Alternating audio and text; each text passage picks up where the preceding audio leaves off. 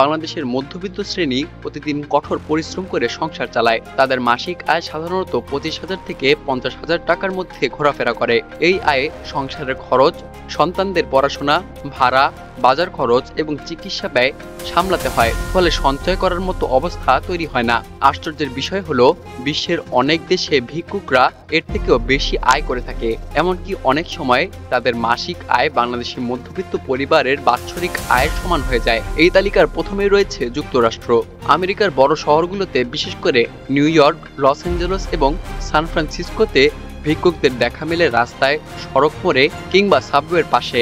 বিভিন্ন জরিপে দেখা গেছে একজন ভিক্ষুক দিনে গড়ে $100 থেকে $200 পর্যন্ত আয় করতে পারেন। মাস শেষে তাদের আয় দাঁড়ায় প্রায় $2,000 থেকে $3,000, যা বাংলাদেশি টাকায় 2 থেকে 3.3 লক্ষ টাকার সমান। অর্থাৎ একজন আমেরিকান ভিক্ষুকের মাসিক আয় বাংলাদেশের একজন বিশ্ববিদ্যালয়ের শিক্ষক অথবা ব্যাংক কর্মকর্তার মাসিক বেতনের থেকেও বেশি। এরপরে রয়েছে সংযুক্ত আরব আমিরাত। দুবাই এবং আবুধাবিতে রমজান মাসে ভিক্ষুকদের ভিড় বেড়ে যায়। ধনী মুসলিমরা এ সময় প্রচুর দান করেন, যা ভিক্ষুকদের জন্য আশীর্বাদ হয়ে আসে।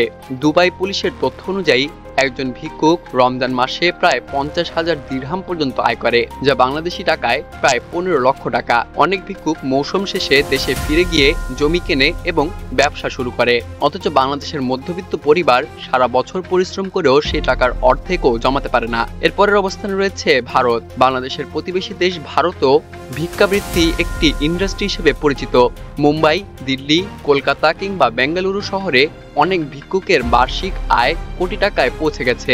একাধিক ভারতীয় গণমাধ্যম জানিয়েছে, মুম্বাইয়ের কিছু ভিক্ষুক বছরে 10 থেকে 12 লক্ষ রুপি আয় করে থাকে, যা বাংলাদেশি টাকায় প্রায় 15 থেকে 18 লক্ষ টাকা। ভারতের এই নগরগুলিতে ভিক্ষাবৃত্তি এতটাই প্রভাবশালী যে অনেক ভিক্ষুককে ট্যাক্স দিতে হয় এবং তারা এক ধরনের ব্যবসায়ী হিসেবেও পরিচিত হয়ে উঠছে। এরপরে রয়েছে সৌদি আরব। মুসলমানদের পবিত্র ভূমি সৌদি আরব হজ এবং ওমরা মৌসুমে লাখ লাখ মুসল্লি দান খয়রাত করে থাকেন। মক্কা মদিনার রাস্তায় বসা ভিক্ষুকরা এক মৌসুমে 20 থেকে 30,000 সৌদি রিয়াল আয় করে থাকে। বাংলাদেশি টাকায় এটি প্রায় 6 থেকে 9 লক্ষ টাকা।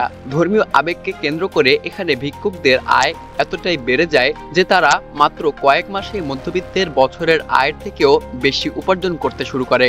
এরপরের অবস্থানে রয়েছে চীন। চীনের আধুনিক নগরগুলিতে যেমন বেইজিং, সাংহাই এবং শেনজেন, সেখানে ধনী পরিবারের বৈষম্য চোখে পড়ার মতো। ভিক্ষুকরা বড় শপিং মল, মেট্রো স্টেশন কিংবা পর্যটন এলাকাগুলোতে বসে দিনে গড়ে প্রায় কয়েকশো ইয়ান আয় করে। মাস শেষে এই আয় দাঁড়ায় প্রায় 50,000 ইয়েন, যা বাংলাদেশি টাকায় প্রায় 7 লক্ষ টাকা। ফলে চীনের ভিক্ষুকদের মাসিক আয় বাংলাদেশের মধ্যবিত্ত শ্রেণীর বার্ষিক আয়ের সমান অথবা তার থেকেও বেশি হয়ে যায়। বৈষম্যের নির্মম চিত্র।